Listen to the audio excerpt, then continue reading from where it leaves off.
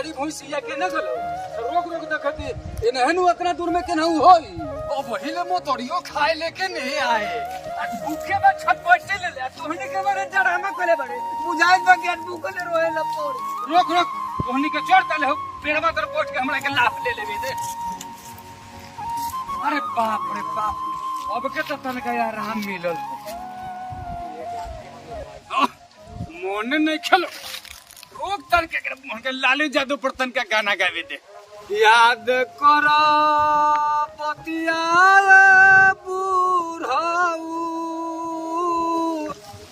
बैठत रहना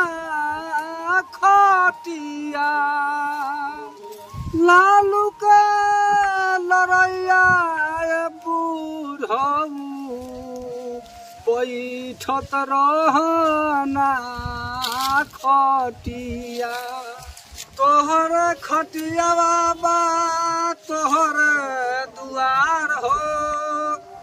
मालिक मालिक रटत रटत रह खार हो याद कर बतिया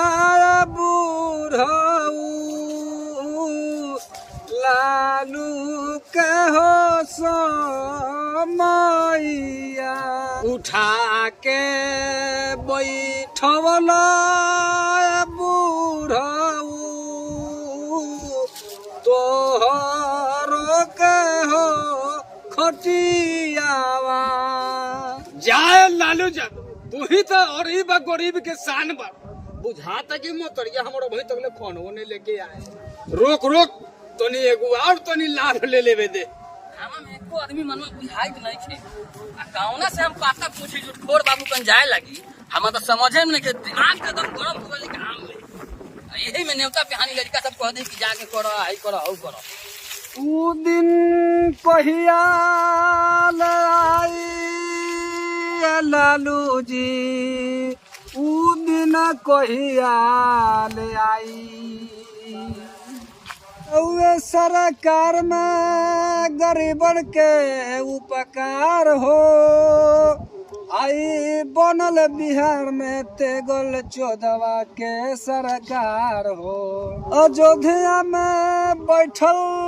बड़ा श्री राम हो आ बिहारवा में बैठल बारे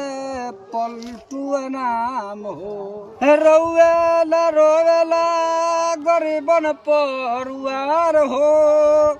आई कैसन होते अरवा के बनल सरकार हो लालू तो के लाभ लेवे लागो अच्छा चलवा भैया जमीन वाला मन करे से पता हम पूछ ले छई ऊ दिन कहिया लाई लालू जी ऊ दिन कहिया ले ए भैया हो हमरा झूठखोर बाबू कन जाए हम जाने थे कि तू लालू यादव के सपोर्टर बाड़ तनिका रास्ता बता दे कौन रास्ता जाई भैया अरे आपके भैया भैंसिया के बधने को लई हो और तुरंत छोड़ के चल आई ए मर्द हम ही पूछै छी बो हमरा झूठखोर बाबू कन न्योता कर जाए के बात तनी पता बता दो ऊ तो एकरा बहन के तो नाल के लाल कुछो देबो तो एकरा बहन के नाद में खा जाई रे चंडाल तो हम ये पूछै छी अरे हमरा झूठखोर बाबू कन जाए बता रास्ता न बताओ भाग रे बोले आदमी कह के कोब रात के पाल खालिए कोब सवेरे बच्चे के डोले अरे भाग के जाम तो हम ये पूछै छी रे अरे रात के तो एको बड़ा पारा पिए में ले कोले एकरा कोब देखले तो पारिए पिया जाले अरे घुमा ई ने बताओ कि झूठखोर बाबू कन जाएला बा अरे भाग रे भले आदमी के तोरे से भोज की न तो टेढ़ लागे तो या तो अरे रे नेटवा ना का भोज की डाले रे रे मर्द हम तो से ये पूछे जो रे मर्द तैकन अरे हम झूठखोर बाबू कन जाएला बा कर रास्ता ने बताओ रे चंडा करिया भोज के उज्जर दहिया ललुआ भैया 20 बरस रहे हमर बाबू कह के कहले रह इसकी भोज पसिए हमो पसैती हमर लड़को पसी पूरा हमर गांव भोज पसी पूरा गांव भर भोज पोचा पारा हम तो से ये पूछे दियो रे अरे झूठखोर बाबू कन जाएला बा कर रास्ता ने बताओ रे चंडाल अरे तू तो एकदम 22 लीटर कोड़ले रे सर हमरा के मगज एगो गहमा में गरम भइल बा अब तो हमरा के सनका देबे ले अब टेस्ट कर ले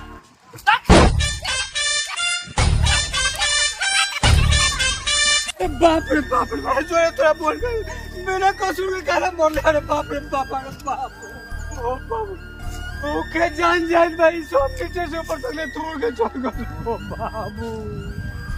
अरे बाबू हमर पेट में सुगर होई भूखे का दो को जान जाइत बा ई रानी के बेटी 10 बजे उठले 12 बजे खाए बनाई आज आवै छी तो के बताए में ल ए बाबू आई ल खा अब हागी त 10 बजे न उठल अब बना तो मिली अब खा हम कुछ नहीं कले हम मार के हमरा के पूरा दिल मगन छी बाबू हम बुझाई छी भूखे तोर पेट दुखाई ता बुझाई छी हम बाबू खा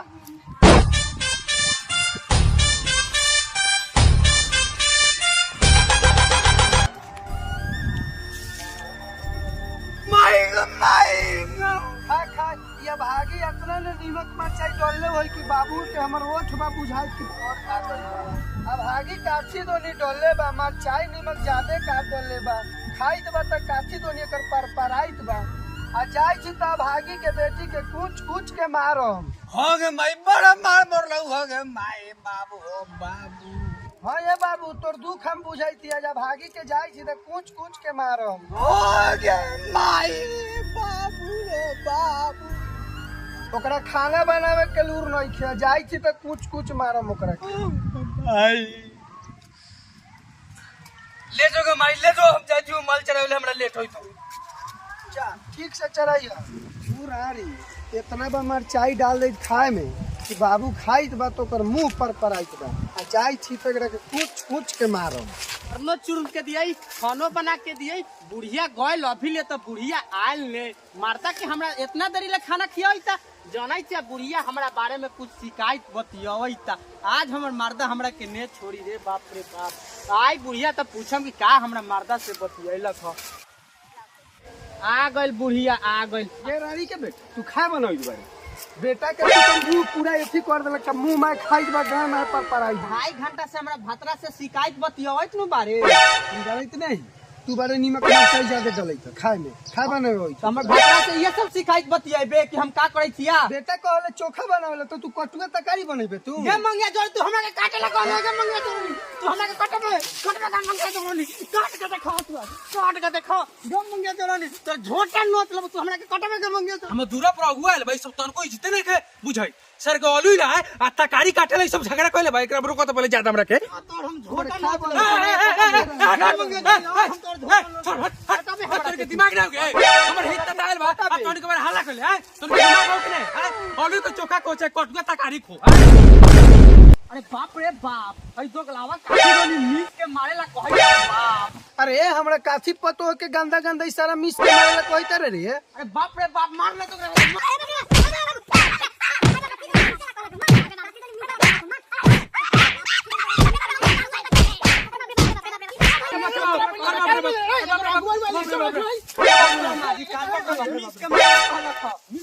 ओहिया के काथी रोनी एना मिस के मारेला कहत बा मिस के गंदा गंदा इशारा हम वाली गोली तकारी रख झगड़ा कट के ओजियल में चुपचाप नहीं रहते हम के मार दे लगे बा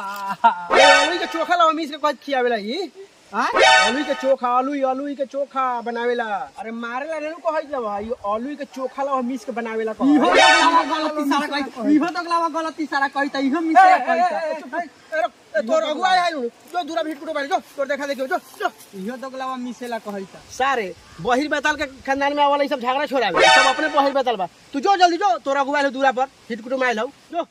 बनाती है चलेला तैयार बारे की